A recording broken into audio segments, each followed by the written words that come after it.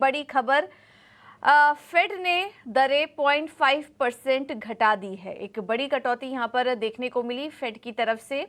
अनुमान वैसे था कि 25 बेसिस पॉइंट, और फेड अगर ज़्यादा अग्रेसिव रहा तो 50 बेसिस पॉइंट तक की भी कटौती देखने को मिल सकती है, और वैसा ही कुछ देखने को मिला। ठीक इलेक्शन के पहले इस तरह के एक बड़ा कदम यहां पर फेड की तरफ से, और 4 साल में पहली बार ब्याज दरों में कटौती हुई है। 2020 में आखिरी बार हमने देखा था, कोरोना के दौरान फेड ने 1% तक की कटौती की थी, और बैक टू बैक हमने देखा था कि 2 कटौती देखने को मिली थी फेड की तरफ से। और उसके बाद से लगातार एक ब्याज दरों में बढ़त का दौर जारी था।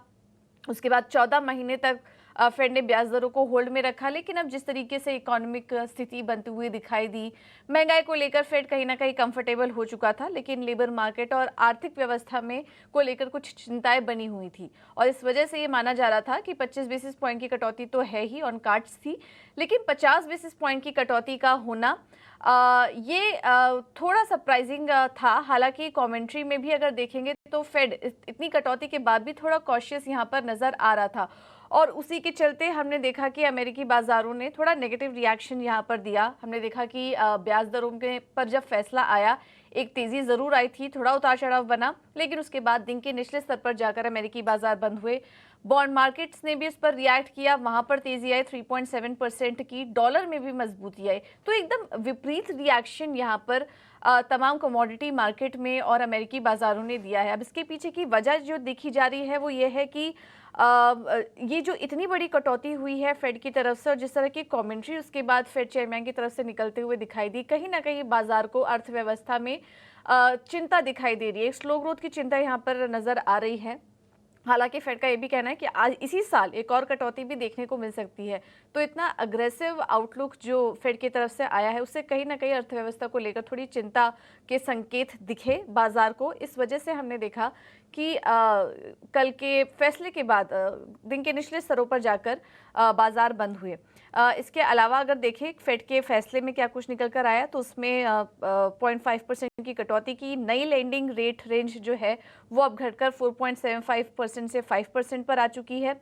फिर एफओएमसी की मीट की जो बड़ी बात है वो हम आपके सामने एक एक करके रखते हैं। फेड चेयरमैन का कहना था कि अमेरिका में आर्थिक गतिविधियां तेजी से बढ़ रही हैं, नौकरियों में बढ़ोतरी की रफ्तार कम हुई है, बेरोजगारी दर में बढ़त लेकिन अभी भी अनुमान से कम है, महंगाई 2% लक्ष्य की तरफ बढ़ रही है, लेकिन कुछ हद तक अभी भी ऊंची नजर आ रही है। यानी कि महंगाई को लेकर अभी भी थोड़ा कॉशियस स्टैंस है फेड चेयरमैन का। उनका कहना है कि महंगाई के कोई मोर्चे पर लड़ाई अभी खत्म नहीं हुई है, तो इस पर भी नजर रहेगी। लेकिन आर्थिक व्यवस्था को लेकर भी कहीं ना कहीं चिंता थी, लेबर मार्केट में जो स्लो डाउन आया उसको कहीं ना कहीं लेकर चिंता थी। इस वजह से 0.5% की कटौती इस बार फेड की तरफ से देखने को मिली, और 11:1 के रेशियो पर मत पर ब्याज दरों में कटौती हुई है। गवर्नर मिशेल बाउमैन, उन्होंने ही केवल 0.25% यानी कि 0.25% की कटौती का समर्थन किया, बाकी सभी फेवर में थे कि आधा % की कटौती देखने को होनी चाहिए, और ऐसे ही हुआ। अन्य संकेतों पर नजर डालें तो फेड फैसले के बाद हमने देखा कि बॉन्ड यील्ड्स 3.7% पर आ चुके, डॉलर इंडेक्स में मजबूती आई, और इसी का असर हमने देखा कि अमेरिकी बाजारों में भी देखने को मिला। सोना रिकॉर्ड स्तर पर था कटौती के अनुमान से, लेकिन अब वहां पर भी हमने देखा कि थोड़ी नरमी आई क्योंकि डॉलर मजबूत हुआ। कच्चे तेल में भी हल्की नरमी देखने को मिली, हालांकि अभी भी $73 के आसपास कारोबार कर रहा है। यूरोप के बाजार से संकेत देखें तो यहाँ पर नेगेटिव ही क्लोजिंग देखने को मिली। एशियाई बाजार फिलहाल अभी पॉजिटिव रिएक्ट कर रहे हैं इस पर। ज्यादातर मार्केट हरे निशान में, गिफ्ट निफ्टी भी इस वक्त हरे निशान में ही कारोबार कर रहा है। और अब नजर है सेंट्रल बैंकों के फैसले पर जो एशिया में होने वाली है। हांगकांग ने ऑलरेडी फेड को फॉलो करते हुए 0.5% की कटौती ले ली है। आज बैंक ऑफ जापान की बैठक होगी, और इसके बाद अक्टूबर में आरबीआई की पॉलिसी होगी। तो एक एक करके हम देखेंगे कि फेड के फैसले को बाकी सेंट्रल बैंक भी फॉलो करते हुए नजर आएंगी, यानी कि अब यहां से ब्याज दरों में कटौती का दौर शुरू हो चुका है। देखना होगा कि बाजार आने वाले समय में किस तरह की चाल लेता है, तो उस पर तो हमारी नजर रहेगी, और इसी पूरे फैसले का एनालिसिस हम आगे करेंगे। लेकिन फिलहाल जो संकेत मिल रहे हैं एशियाई बाजारों से एटलीस्ट वो थोड़े पॉजिटिव हैं, लेकिन बाकी बाजारों ने इस पर नेगेटिव ही रिएक्ट किया। एक बार